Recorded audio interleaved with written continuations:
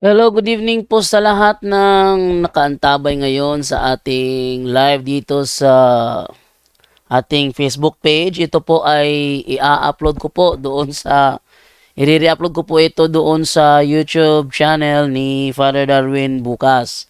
No, sa lahat ng mga nakaantabay diyan sa ating Facebook page is sa mga protestante na gustong magtanong, kipagsubukan, abay, welcome na welcome po kayo rito. At mamaya-maya konti, ako po magbabalik sa punto por punto para po muling sa kanila doon, maki-join sa kanila. As of now, mag-record muna ako para sa ating daily straight to the point. Dahil meron si Brother Eugene Gapo din, nagla-live si Brother Eugene Gapo ngayon ng straight to the point. So pareho kami ng programa, ni Brother Eugene Gapo. Live ba si Brother Eugene ngayon? Si Brother Eugene din, meron din siyang straight to the point din sa gabi. At under na siya ngayon ng punto por punto. Live si Brother Eugene ngayon. Okay, pero ngayong gabi, may tatalakay po ako. Ito ay kukunin ko po sa tanong na galing sa ating mga comment section na nai-record ko. At base po dito is, ang tatalakayan ko po ngayon is, kasalanan ba sa isang Catholic member ang magpabinyag sa born again? Yan, yan ang aking tatalakayan ngayong gabi. Kung kasalanan ba sa isang Catholic member ang magpabinyag sa born again? So, yan natin tatalakayin is straight to the point. At ang tanong na yan ay nagmumula po kay Ate Leonora de la Cruz Vitales. Ang sabi niya dito, "Good morning, Bro Jando. May tatanong lang po ako. Leonora Vitalis po ako, 55 years old, bro. Kasalanan ba magpabinyag sa born again? I'm Catholic, kaya lang may utang ako na loob sa kapatid ko at pamangkin. Ano gagawin ko, bro? Tulungan mo naman ako. Salamat." Yan. So, itong episode na ito ay pagsagot, no? Ito ay pagsagot doon sa tanong ni Ate Leonora de la Cruz Vitales. Okay. So, kasalanan ba daw mapabinyag sa born again? Unang-una po, yan po ay isang malaking kasalanan. Bakit ko sinasabi na yan ay isang malaking kasalanan? Kasi, kung babasahin po natin ng Biblia, dyan sa Juan 10:16, may binanggit po dyan. Ang sabi po ay ganito, "At mayroon akong ibang mga tupa na hindi sa kulungang ito. Sila'y kailangan din namang dalhin ko at kanilang diringgin ang aking tinig. At sila'y magiging isang kawan at magkakaroon ng isang pastor." No? So, dito, maliwanag dito na meron siyang mga tupa na wala sa kulungan. Yung kulungan na tinutukoy dyan ay ang iglesyang tatag niya. At meron siyang mga tupa na wala sa iglesia niya. Yan ang sentido ng naturang talata. Marami siyang tupa o alagad na wala sa iglesia niya, sa kulungang ito. Sila'y kailangan din namang dalhin ko. So, kailangang ipasok sa iglesia na siya ang nagtatag. Yun ang ibig sabihin ng naturang talata. Ngayon, alam naman natin na yung born again, yun ay tatag lamang ni Charles Parham. Samantalang ang iglesia, si Kristo ang nagtatag, siyang ililigtas niya. Kung babasahin po natin yan sa Efeso 5:23, ganito po ang ating mababasa. Ayon po rito, "Sapagkat ang lalaki ay pangulo ng kanyang asawa, gaya naman ni Kristo na pangulo ng iglesia, na siya rin ang tagapagligtas ng katawan." So kapag ikaw ay pumasok sa iglesyang tatag na Panginoong Hesukristo, siya ang iyong tagapagligtas. Kaya nga sabi niya, marami siyang mga tupa na wala pa sa kulungang ito. Marami siyang mga alagad na wala pa sa iglesyang ito. Sila'y kailangan niyang dalhin at ipasok doon upang sila'y maging isang kawan, hindi marami. Ngayon, yung born again po, yun po ay tatag po ni Charles Parham. Si Charles Parham din ang nagtatag ng Pentecostal Church.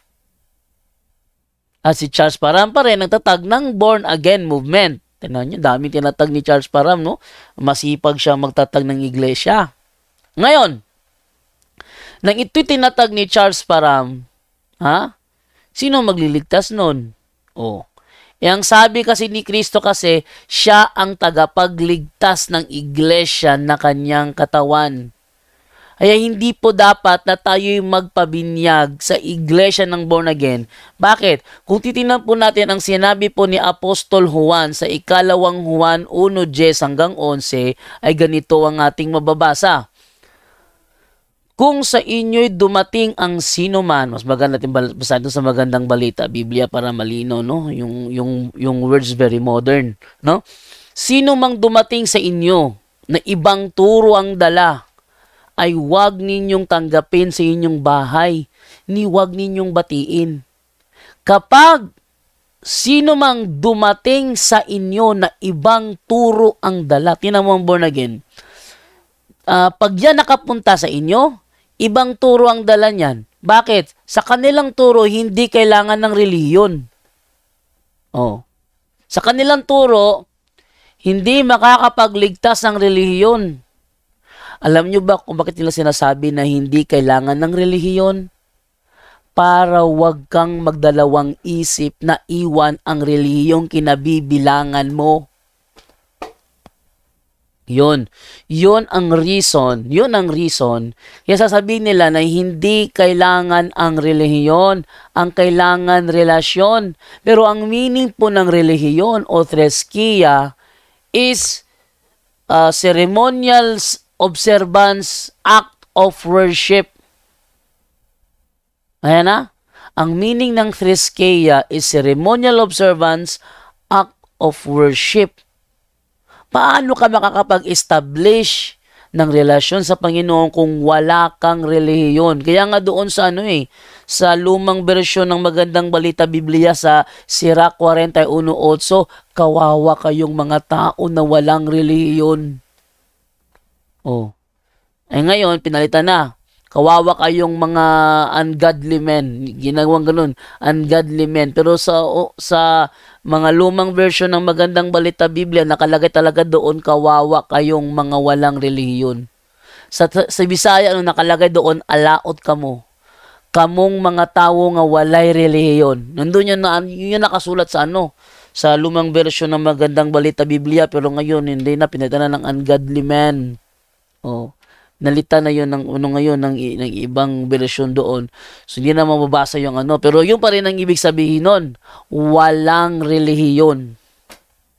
Kaya nila sinasabi na hindi kailangan ng relihiyon kasi ang mga Katoliko, tinuruan yan na kumapit sa relihiyon.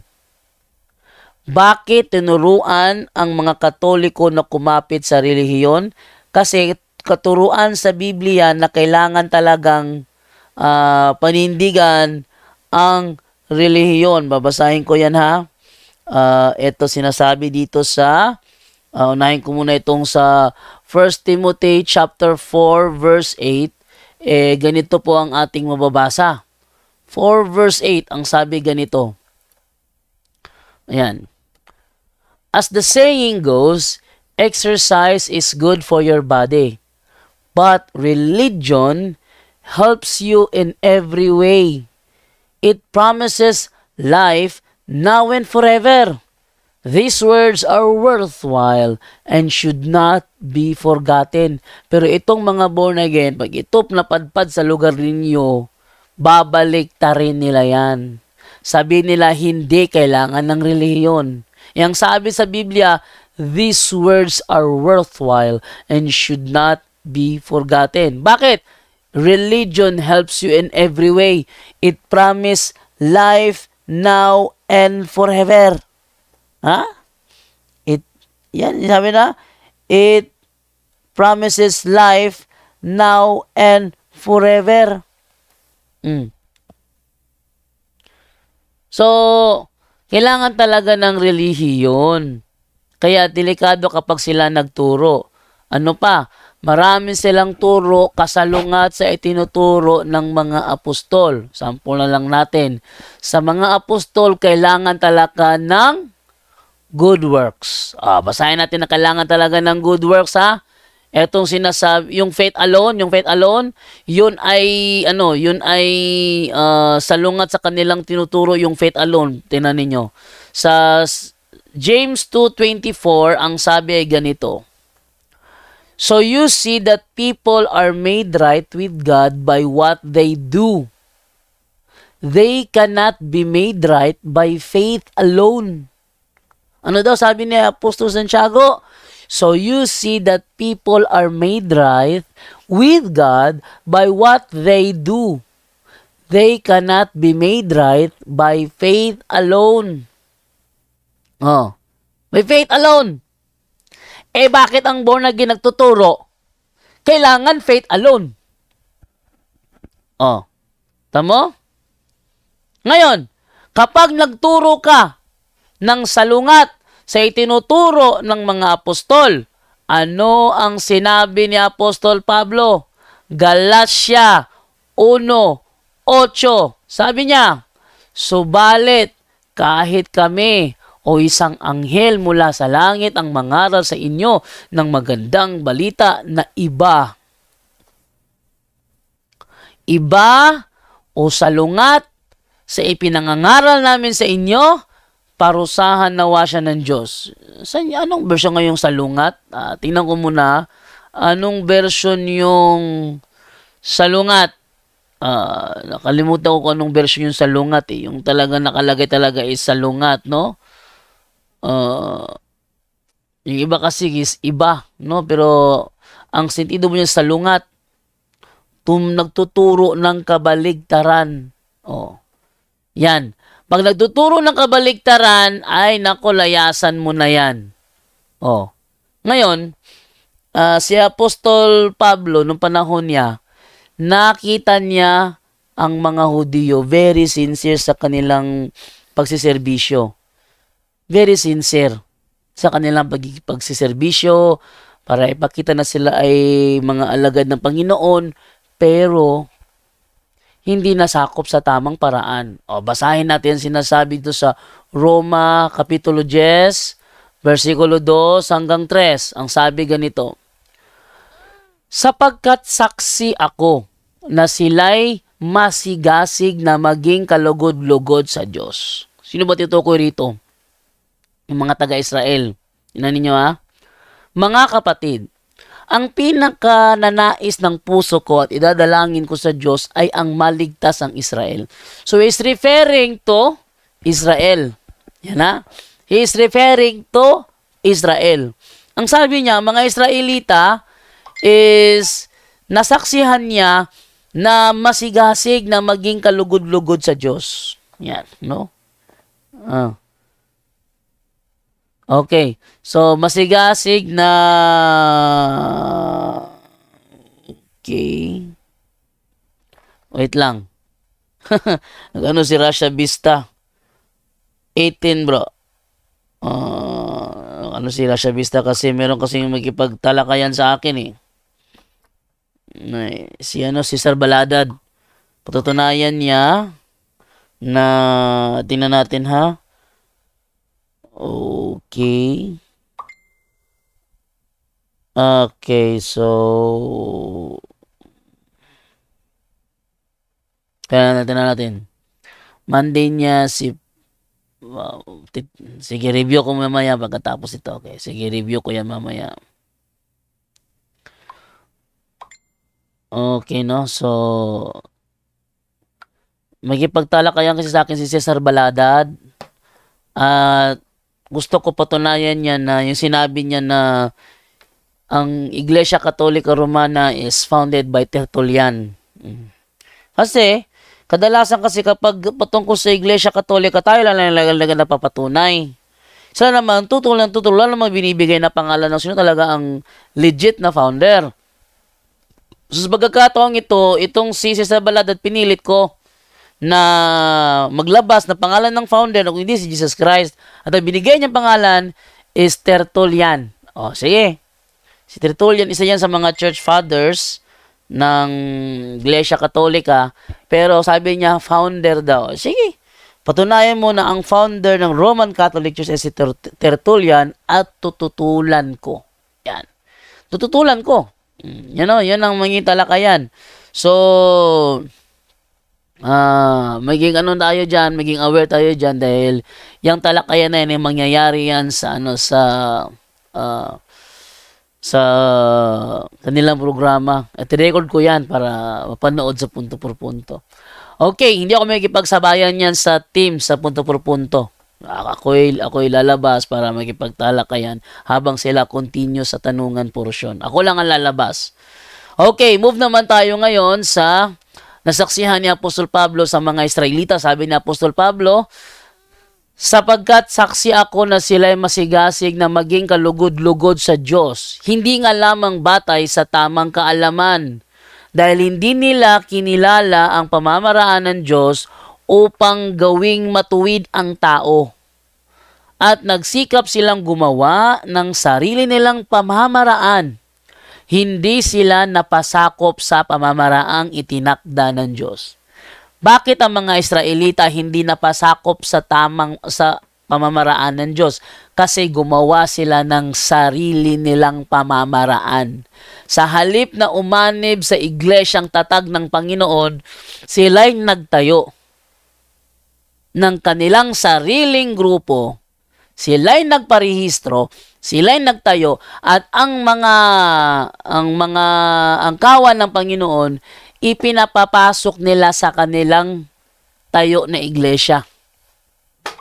Yan.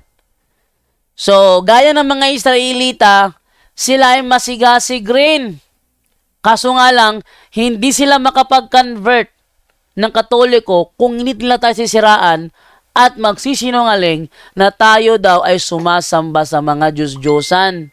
Pero kung hanapan mo naman ng ebidensya, saan mo nabasa na merong turo sa Iglesia Katolika na ituring Diyos ang rebulto, wala namang maibigay. Gaya ni Archie Aniedes, tinanong ko, walang maibigay. Oh. Doon sa aming ano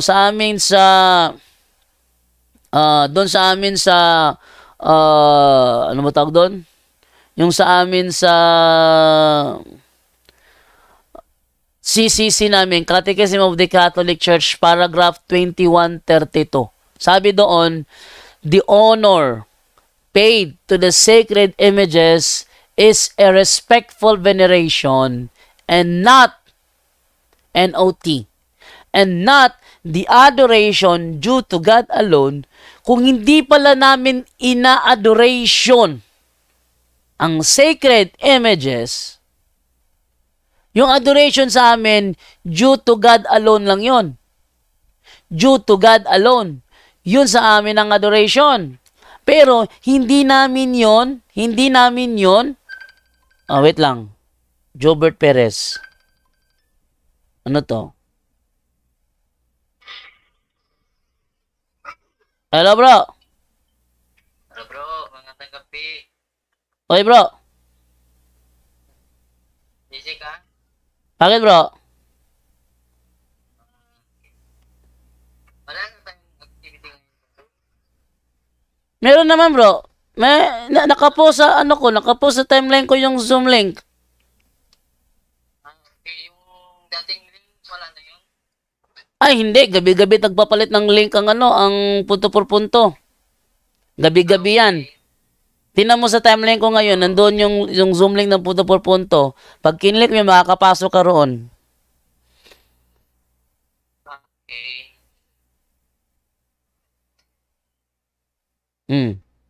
Kasi sinubukan ko nung nakarang linggo ata yun.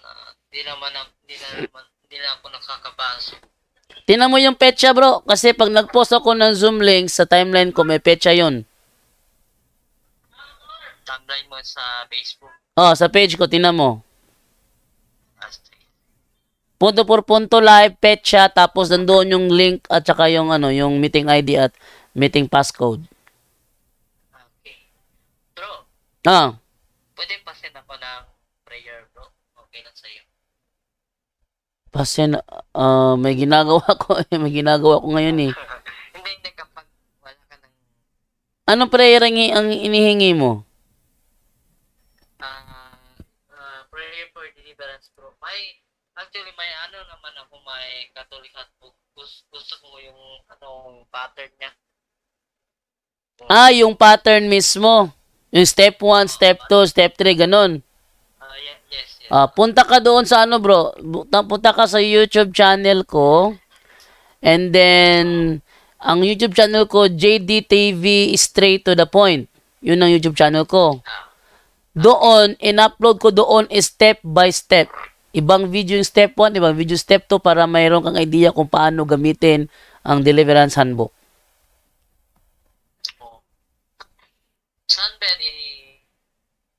i-relate ko? Sa YouTube ko bro, sa YouTube ko, JDTV Straight to the Point. Okay. Hindi kapag ganito iba na may mga price ka cover. Ha? Sa department mismo. Ano yan?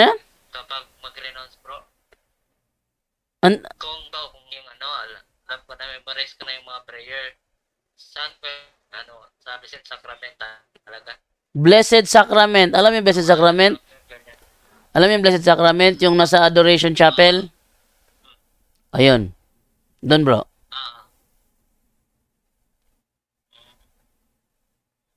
Kasi, i-share ko lang sa konti bro. Dati kasi bro, yung mata ko kasi diferensya. Ay, wait lang. Bro, i-save mo lang yan.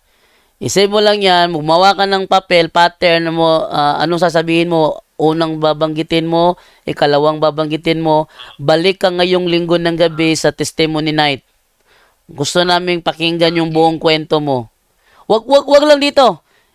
Ano mo lang yan, i-ready mo na lang yan, and then Sunday night, tawagan kita muli, papasukin kita sa Zoom, para bigyan kita ng pagkakataon na i-testimony yung karanasan mo sa sacramentals.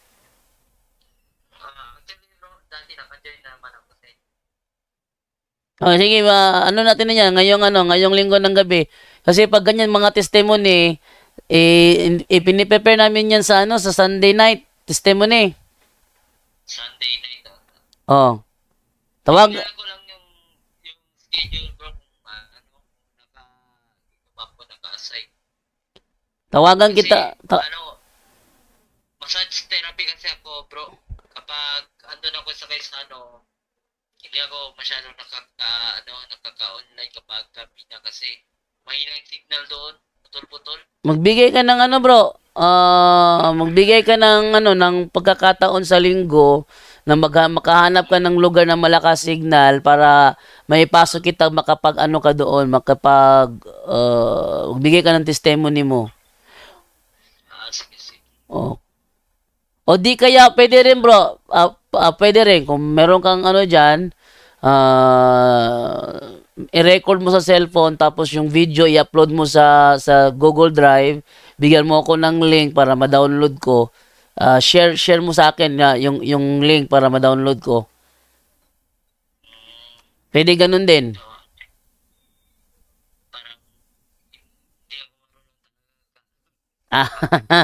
Sige, mag-ready ka na lang para ngayong linggo.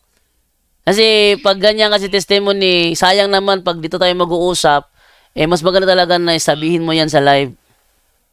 Yun.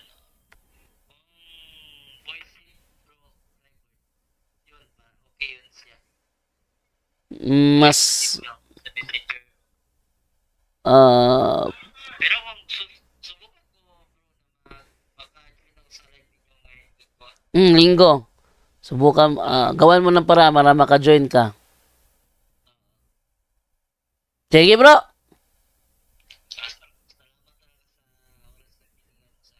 Yung yung step by step nandoon sa YouTube channel ko yung step by step, tingnan mo na lang. Nakalagay doon step 1, step 2, step 3, tingnan mo na lang yun.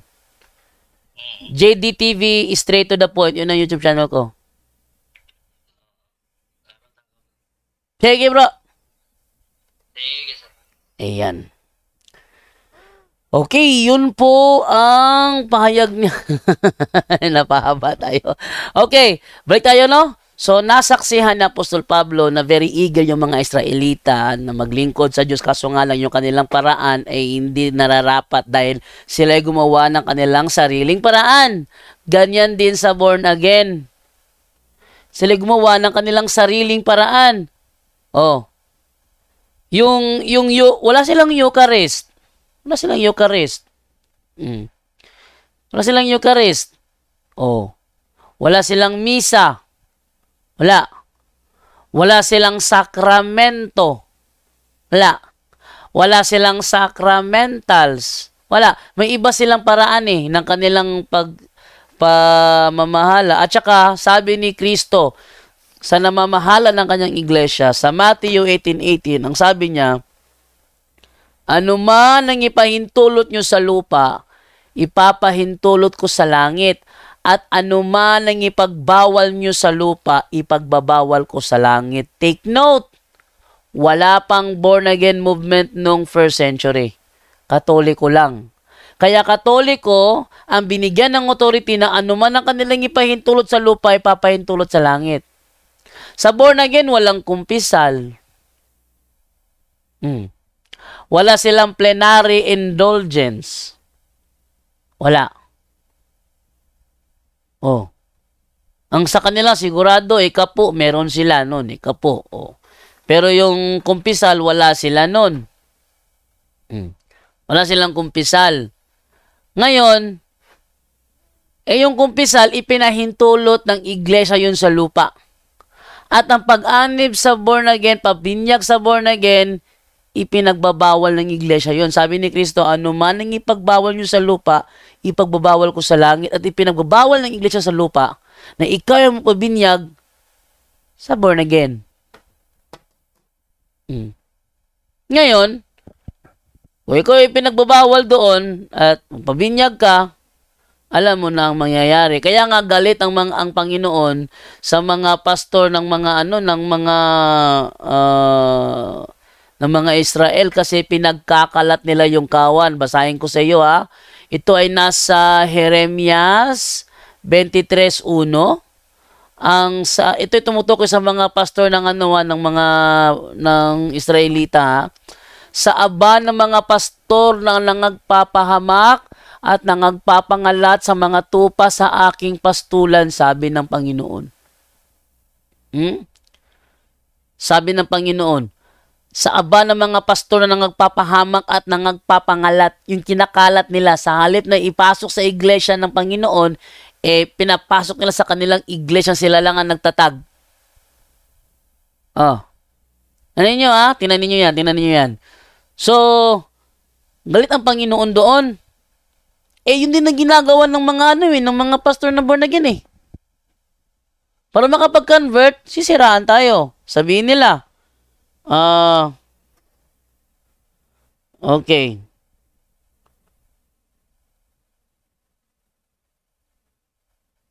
Okay, no? So, yun ang sabi nila.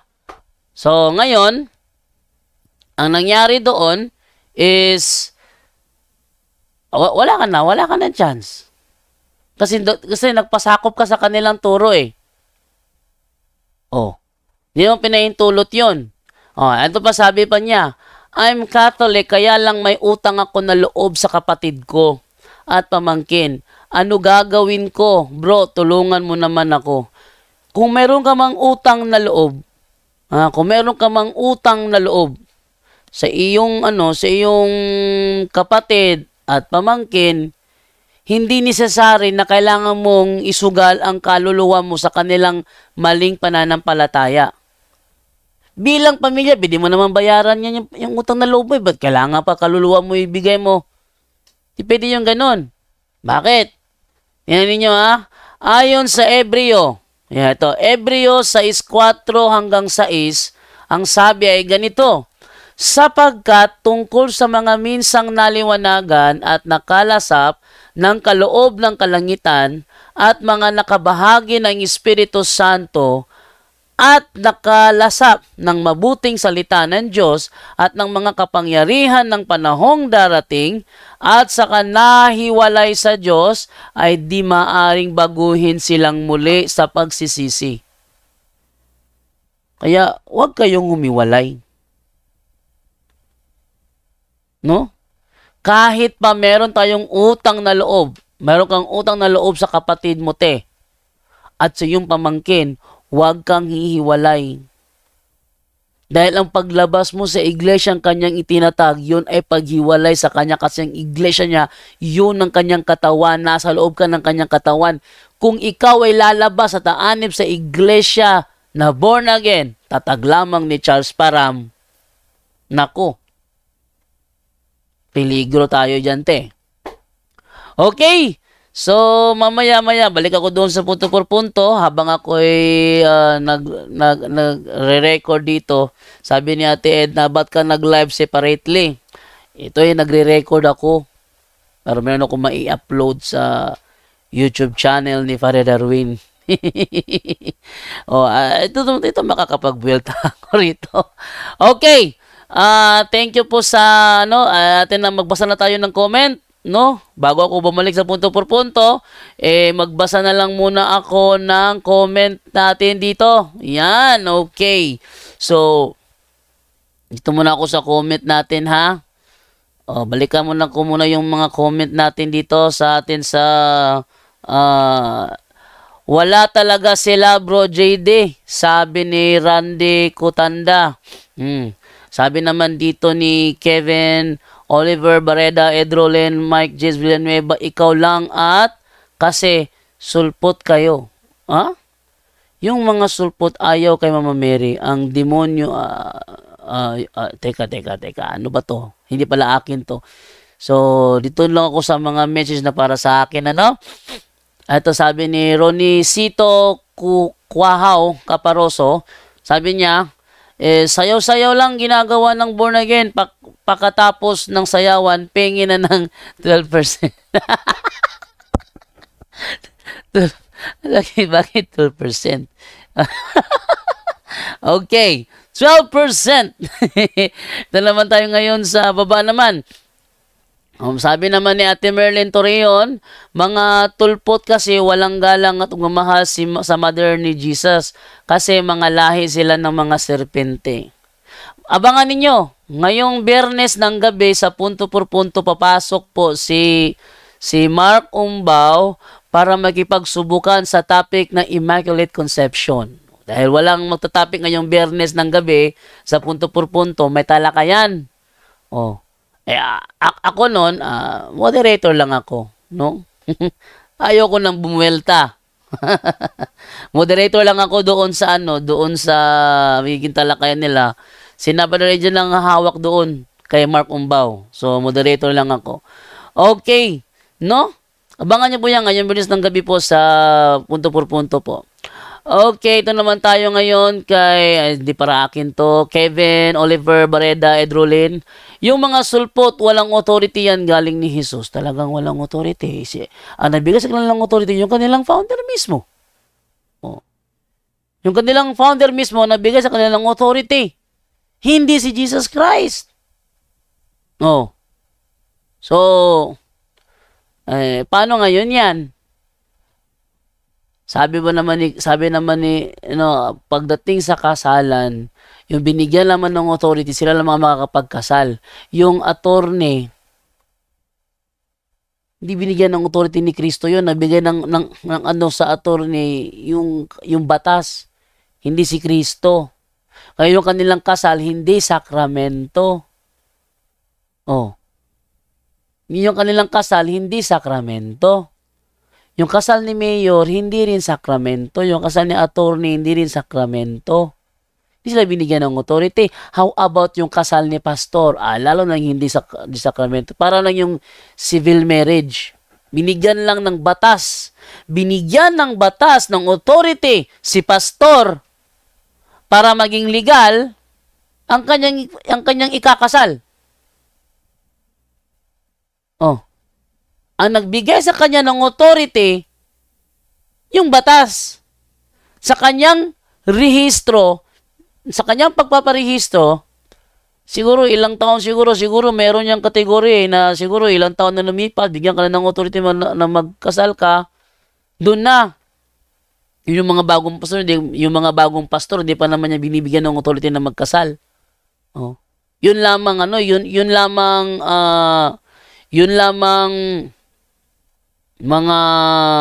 mga matagal-tagal na siguro binigyan ng authority na magkasal ang nagbigay yung batas na may hawak sa kanilang rehistro.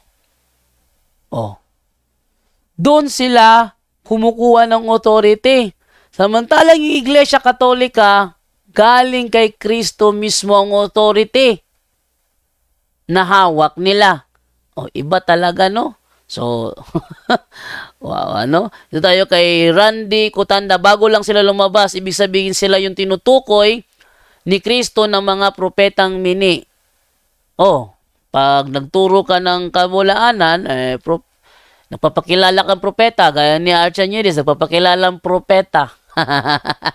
Naalala ko si Landot nung medyo bata-bata pa ako noon. Si Landot Umamos, siya ay evangelist ng born again ni Pastor Dinoro sa Carmen Annex, sa kanilang simbahan, Sanctuary of the Living God. Sabi niya, nawala ang tsinelas ko. Teka, hulaan ko. Doon ko iniwan sa Pag nalaman niya doon yung kanyang sinila, sabi niya kagad, nahulaan ko, propeta ako. Nalala ko si Landot. Kung nakikinig si Landot ngayon, matatawa si Landot ngayon kung nakikinig lang yun, Nahulaan niya lang kung nasaan yung kanyang sinilas. Propeta na daw siya. Sabi ko, paano ka nagaling yung propeta? Sabi niya sa akin, ano yung propeta? Di ba manghuhula? Sabi ko, at mensahero ng Panginoon. Manghuhula, hindi ba? Manghula nga. Nahulaan ko nasa tsinelas ko. So, ako'y propeta. Yun ang yun ang paliwanag ni Landot doon. Kanya yun, no? Hindi akin yun. Mamaya babalik na ako sa punto por punto dahil ito ay record lamang. Nagtaka sa TN na ba't ako nag-live separately. Mas maganda makatulong ako doon sa mga uploads. Okay.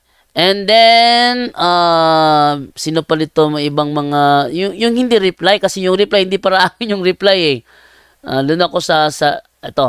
May bago bang original, 'di ba? Imitation 'yan. Hehe, peace bro. Yes.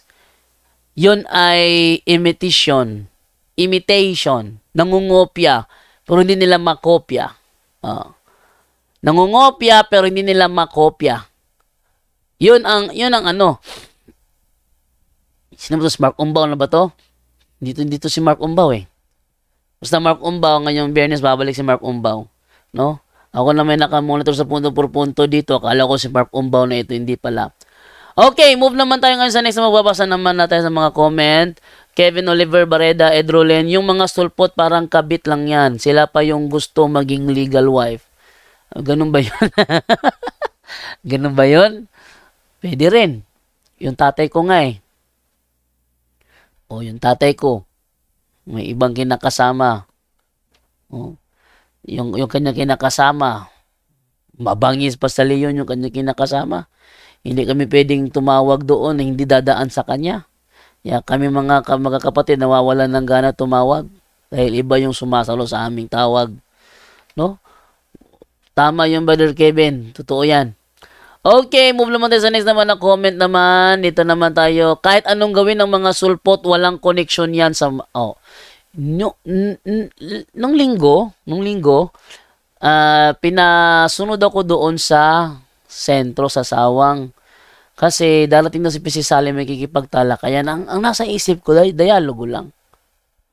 Pero, meron pala silang kasunduan ni Paul Alima na patutunayan na ang Romano Katoliko ay may koneksyon sa mga apostoles. Yun ang niya.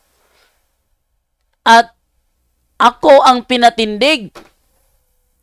Ako naman wala akong background. Pumunta lang ako doon sa Sawang. Ang bitbit ko lang camera. Wala akong hawak na Biblia. Wala akong referensya. Bibig ko lang camera. pinatulan ko naman si Sally. At hindi niya magiba yung ebidensyang hawak ko na tayo ang may koneksyon sa mga apostol dahil nang namatay ang mga apostol, tayo mga Katoliko ang mga nagmamahal na membro na naglibing sa kanila. Hindi masagot ni Sally, sabi niya, irrelevant daw. No, irrelevant. Hindi ka pwedeng ilibing ng mga pagano. Tinanong ko si Sally, nung namatay ang mga apostol, sino naglibing sa kanila? Yung mga miyembro ba nila o mga pagano? Sabi niya, irrelevant. Irrelevant. Yun ang topic eh. Paano irrelevant yun ang topic? Oh, di ba? So, yan ang isang ebidensya doon. Irrelevant daw. Paano irrelevant yun? At yung moderator, binulyawan ni Sally. Sabi niya, kumakampi ka, bias ka. Nagayat ang moderator, sabi ng moderator na, hoy, humukumbintang ang bias ako ha. Bakit? Yung tanong ko, valid yun. Connection eh. Kay Sally kasi, connected ka sa panggagaya sa turo. Kanya yon. Sa akin, connected tayo physically.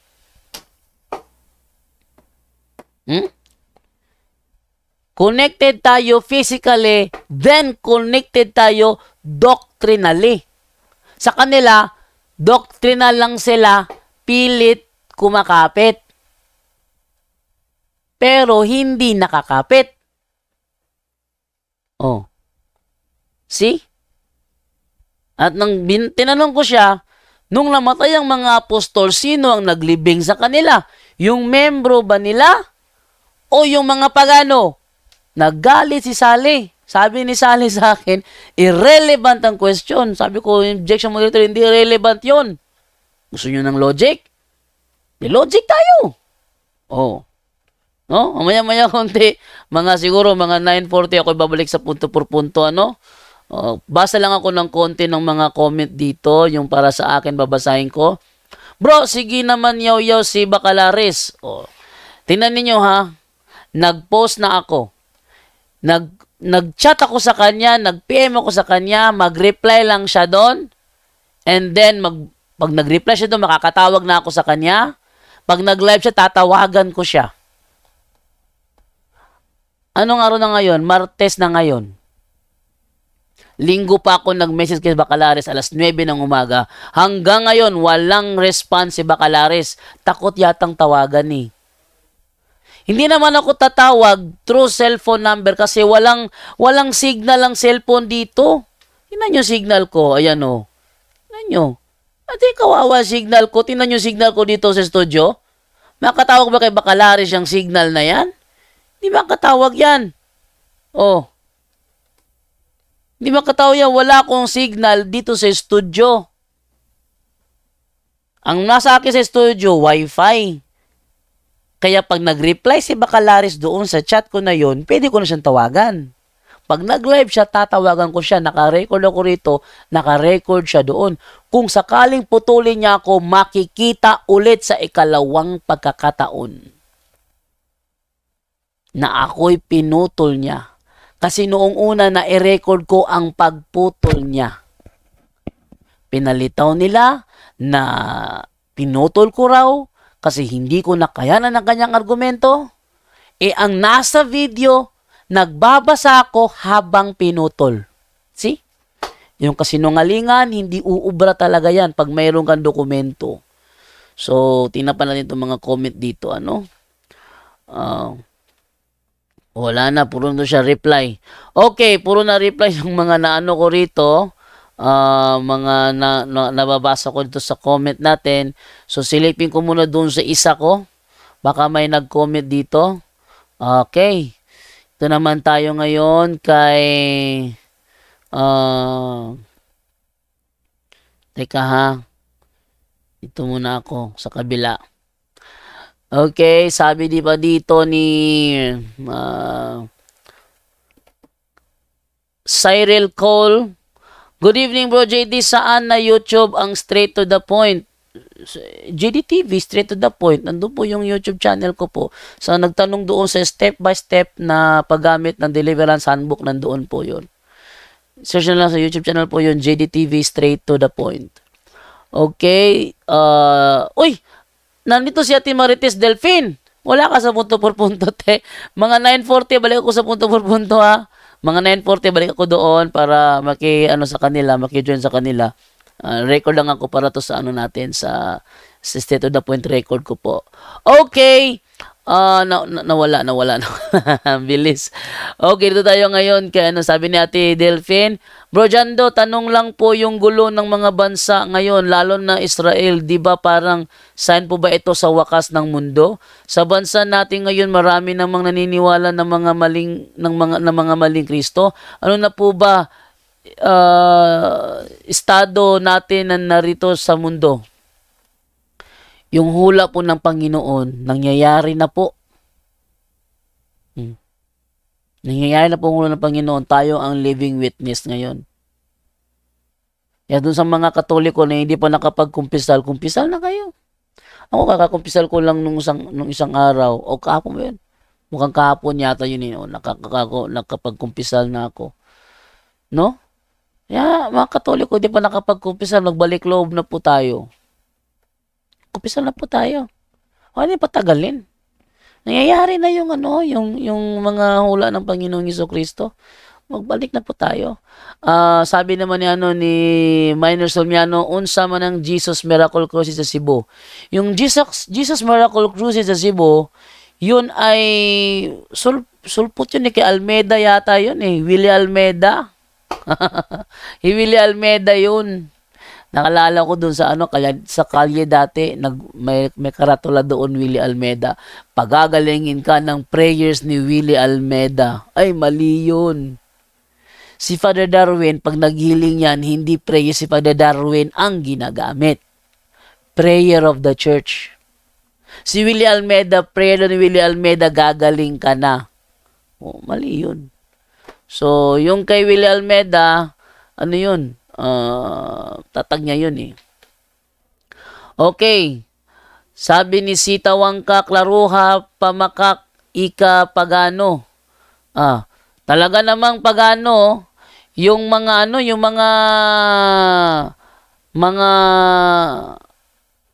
sulpot. Talaga? Ako pagano?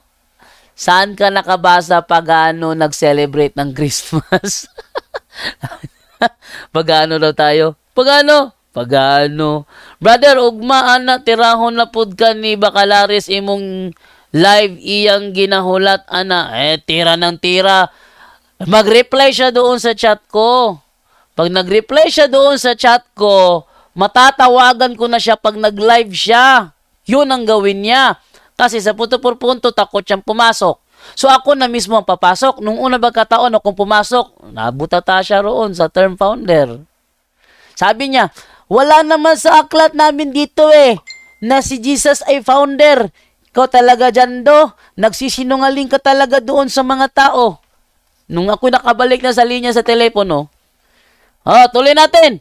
Sige, tuloy natin. Nang nabasa ko sa page 167, meron palang founder.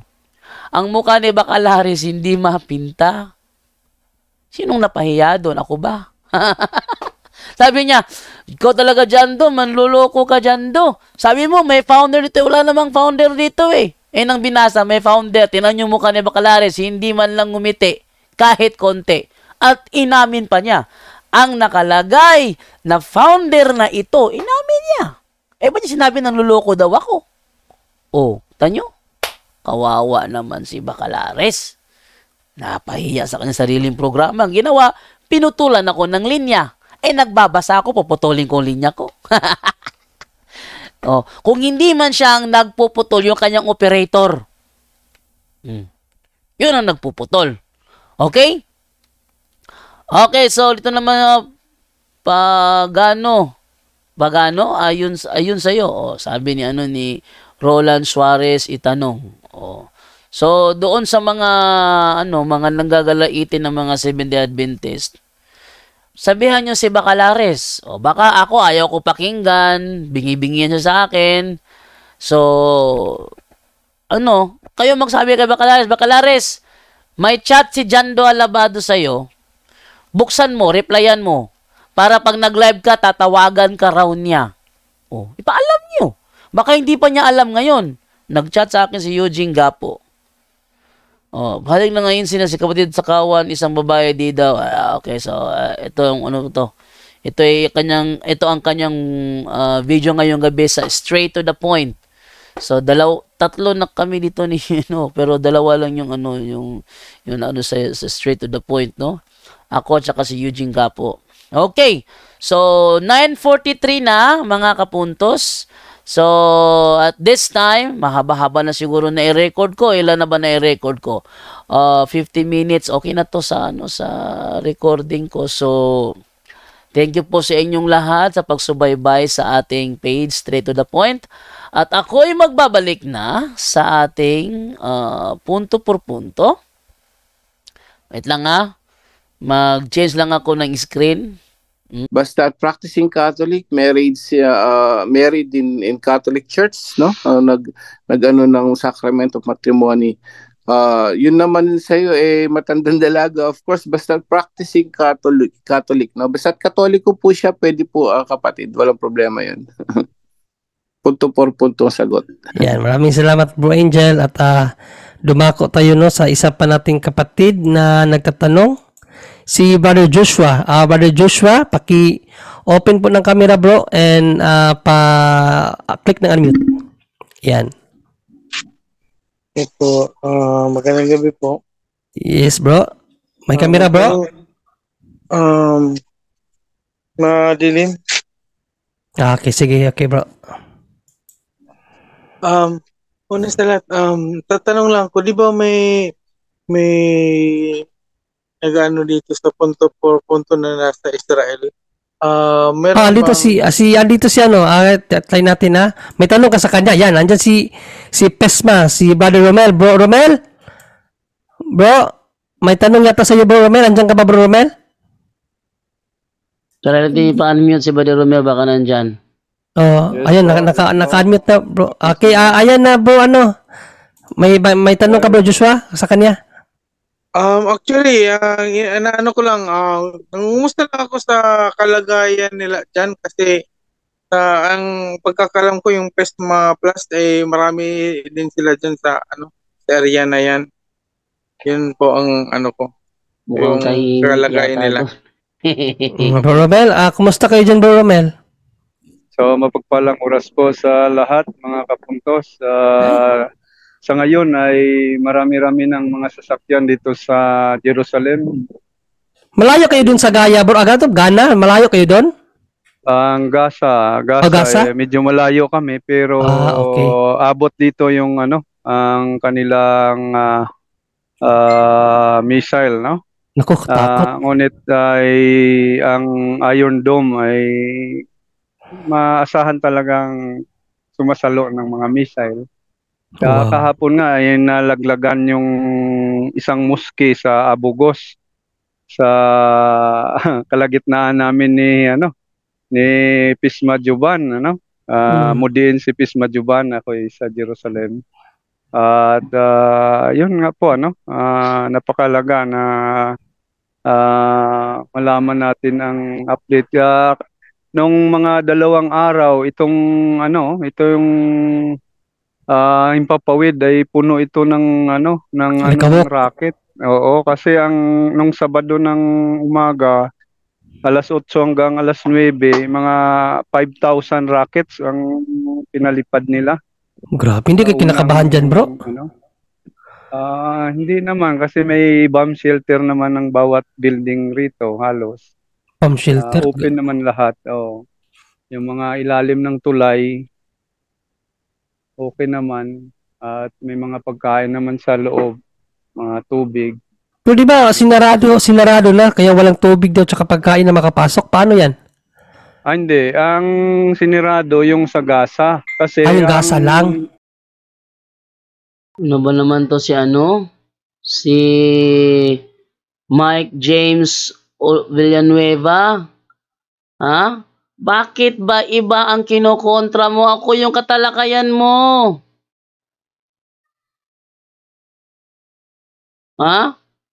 Ako yung katalakayan mo. Ako yung naghahamon sa'yo. Mag-reply ka doon para subukan kita. Ba't iba yung nire-replyan mo? Ayan, okay, laban. Love now, pinag-aralan mo. Sige, eto, tawagan natin to, ha? Tawagan natin to. Okay. Ay, alas 10 na. Sayang, Save by the Bell. Alas 10 na.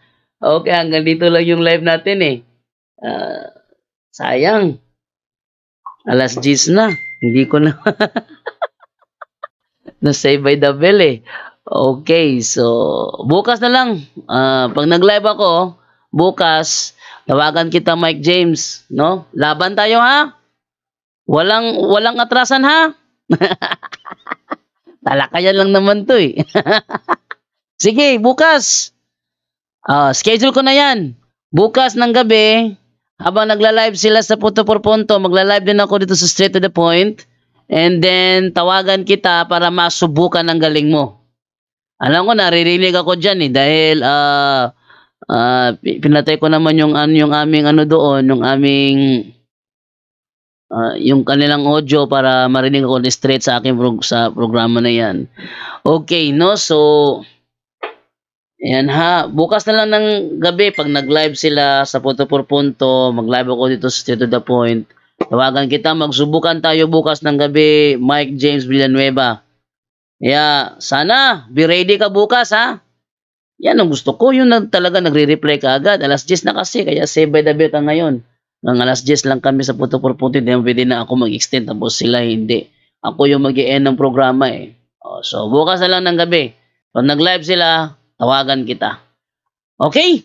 So, ganito na lang tayo, no? Ibalik ko na lang sa Punto por Punto.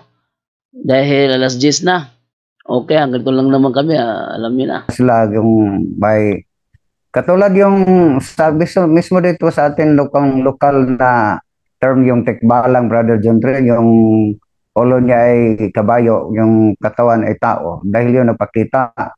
Pero mga purely spirit yung sila, evil spirit, walang katawan, walang material being. Ayun sa pag-aaral niyo sa demonology, bro, ano ba ang itsura ni Baal nung nagpakita? Mayroon ba itsura si Baal? Roger on that, dahil yun ginawaan nila ng image si Baal sa mga pagano. Pero nasa aking nasa ang mukha ni Baal nasa aking PowerPoint sa aking laptop. So may mga image din katulad sa Egyptian goddess, 'di ba? May mga image din, iba't ibang mga image. Dahil yun ang ta nila sa mga naturang mga goddesses. So pinalawan nila yun ang Diyos nila. So yun nagdahalan may image. And then is-insert ko na lang, Brother John D, baka makalimutan ko dito. Sige, na may nagtanong bakit from 1521 hanggang ngayon dalawa lang naging santo na Pilipino, yung si Saint Lorenzo at saka si Saint Pedro Calungsod. So ako na lang sasagot, hindi ibig sabihin na ang nakanonize lang silang dalawa. Dahil hindi yun, pero hindi. Ang pagkakalam ko, bro, di ba, yung mga kasama ni San Lorenzo Ruiz, naging blessed din yun, martyr yun, eh. Roger on that, pero sa proseso po sa canonization, may 5 steps. So hindi basta-basta, yun ang dahilan, mag-celebrate tayo ng, ang daming na santo ng Pinoy, hindi lang nakakanonize, di ba?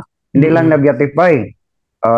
Katulad yung isang paring martir, kahit na si Padre Richmond Leomilo siguro, dahil martir yun.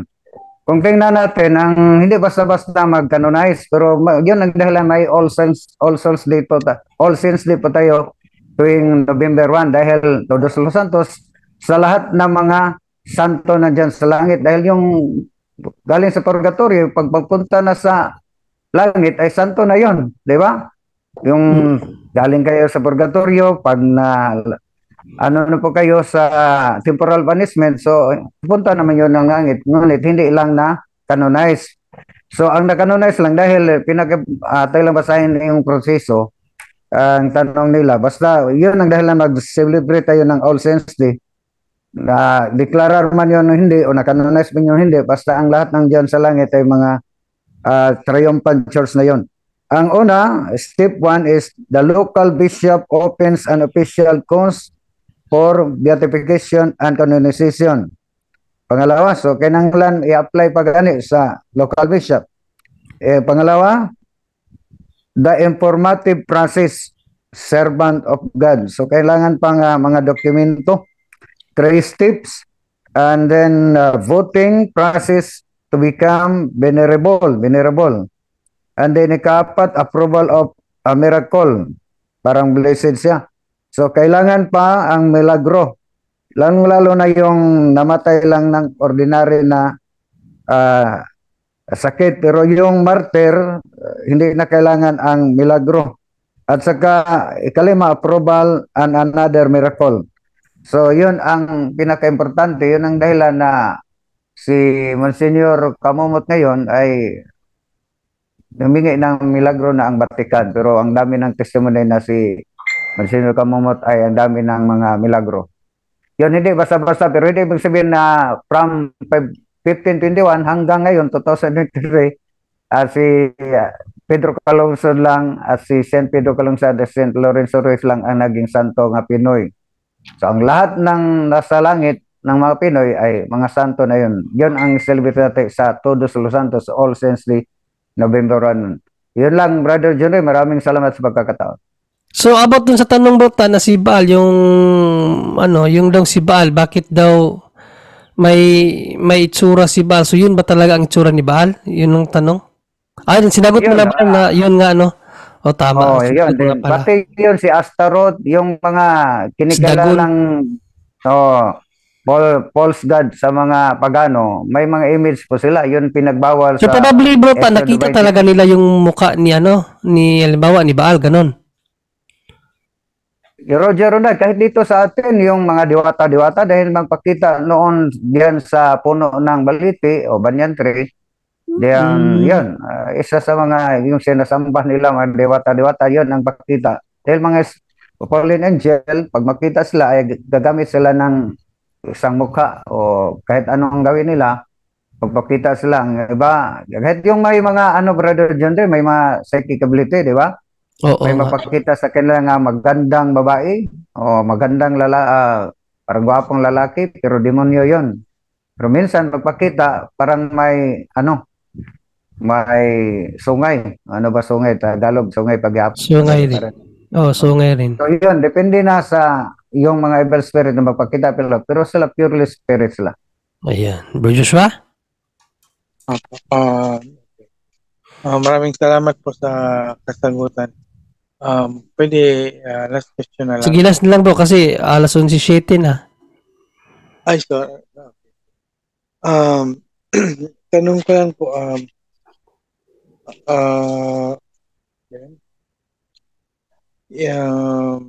yung mga exorcist priest, deliverance minister na nakakapag-perform ng healing, makonsider ba yun na miracle? At kung pagdating ng panahon na tawagin na sila ng Diyos, ma-credit po ba sa kanila yun, yung na miracle, para mag-qualify sila paging santo? Miracle? Ma-consider ba na miracle yung mga healing ng pare? Kasi minsan anong uri ng healing bro? Anong uri ng healing? Yung ginagawa ba ng mga exorcist priest at yung pagpapalayas ng mga pagpapalayas. Minsan nga nakakabuhay pa ng patay yung iba. Yun ang ibig kong sabihin. Hindi lang basta nagpapalayas ng okay. So, yun no. Sige. Nakakapagpagaling at yung iba na yung parang yung patay na ay nabubuhay pa talaga. Okay, bro ta. So, considered ba yun na milagro, bro ta? Yes, dahil may divine intervention. Hindi naman yun magawa sa pare eh. Diba? Pag walang divine intervention. Maliban dyan, yung araw-araw na milagro na magawa sa pare, yung sa Holy Eucharist. Milagro yon. Yung transubstantiation. Diba? Hindi magawa sa ibang mga sekta. Mystery of faith. So, milagro, every time magmimisa ang pare, milagro yun, nagawa siya ng milagro na yung ordinary na tinapay, maging tunay o real flesh of God. So, ni Jesus. So, yun, milagro. Pero yung, halimbawa, sa 12 Apostle o si St. Peter lang nakarecord sa Biblia nakabuhay ng patay at si San Pablo nakabuhay ng patay, di ba? So, hindi yun, hindi yun sarili nilang kapangyarihan. So, may divine intervention. Divine intervention. So, at saka, yun, ang one of the three redemptive mission of our Lord, di ba? Yung exorcism, healing, at saka preaching. So, part na yun sa simbahan, brother. So, ang maggawa ng milagro sa simbahan lang. Lalong-lalo ng mga santo, si pinakadaming milagro, brother, si Saint Vicente Ferrer. Araw-araw maggawa siya ng milagro. Pari ba yun si San Vicente Ferrer, brota?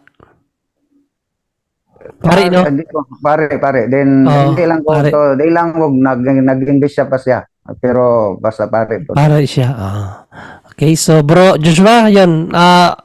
Yes bro, part yun ng milagro na galing sa Diyos, hindi galing sa demonyo ha. Galing sa Diyos. Ang katanungan ko po ay makredit po ba ito as miracle na gawa ng isang deliverance minister or exorcist priest na pag tinawag na sila ng Diyos ay magiging isang qualification po ito na ma-declare silang santo.